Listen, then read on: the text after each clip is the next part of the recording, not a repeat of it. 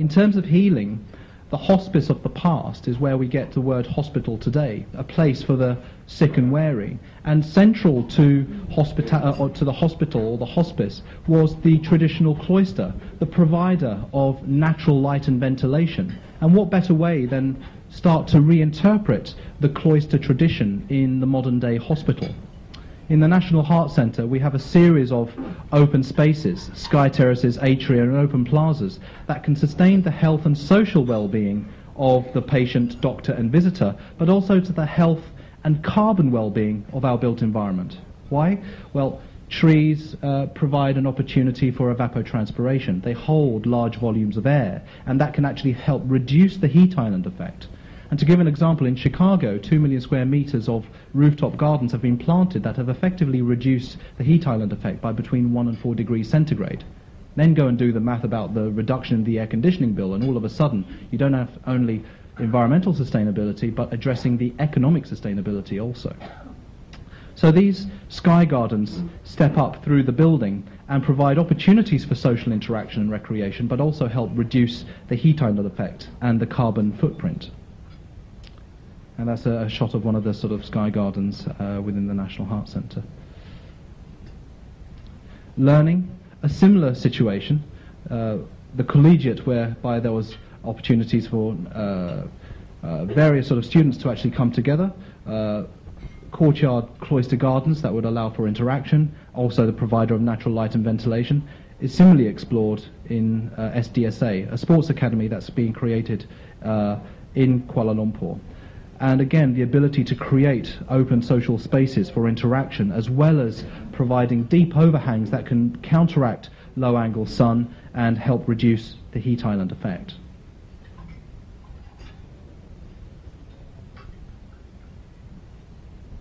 And finally, interaction. How do these sort of components come together? Well, I guess living, working, playing, relaxing, healing, learning are all what we find in the city. These elements actually constitute a sustainable community, but they need to be walkable. We cannot be sort of relying on some of the age-old methods. The automobile city by Le Corbusier, very, very car-reliant, very, very dense, and very, very sort of, population intensive. The compact city model of the medieval city actually was quite a sustainable microcosm of life. How can we actually start to explore those sort of ideas of the compact city, but understand that they need to be linking into a broader network and a broader city network? Vision Valley is what we're currently undertaking, which is basically, to put it into some sort of scale reference, 4 times bigger than Manhattan. That's a pretty big city master plan, as I'm sure you can appreciate. And basically, as they say, Rome wasn't created in a day. But this is a 30-year program. And what we need to be sensitive of is that Kuala Lumpur is already there. But Kuala Lumpur has already been decentralized. Cyberjaya, the seat of technology. Putrajaya, the seat of government. Kuala Lumpur has become the cultural and commercial center. So what we're undertaking is almost like a jigsaw puzzle. What are the missing links to the city, and how can we then interconnect back to the seat of technology, the seat of government, and the seat of culture and commerce? And so we look at it very much like a molecular structure, finding the components that can then adapt over time according to societal and economic change. And this network city can then provide a framework for organic growth.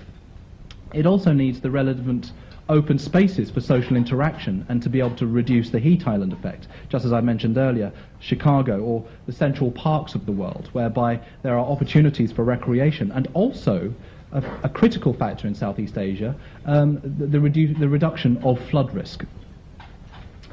Modelling the city based on a whole series of different urban grids. This study here is actually undertaken by Arnes Sixner of the University of Brisbane.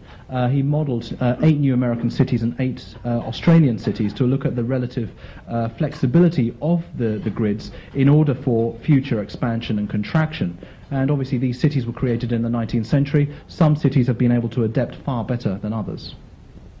Setting rigorous guidelines as to the energy consumption, the heating, the cooling, water, waste and food, all constituting 3 minutes, that's no worries, I've actually got 2, in order to actually ensure that we're creating a sustainable community that has guidelines that can similarly adapt and change over time, and also respond to government legislation. So these are some of the views of the sustainable city and how that relates to the branding also. So this is a quote from Jan Gale: "People, places and buildings, and in said order please." I think it's fair to say that in order for us to really truly create sustainable communities like those that I've just demonstrated, what we need to do is actually put the people first, and it's understanding the day in the life of the individual. And a critical part of any sort of process of design is actually understanding what you guys need in order to live, to work, to play, to learn, to heal, to interact. So I thank you very much for your time. I think that was probably 1.5 minutes, and all the very best.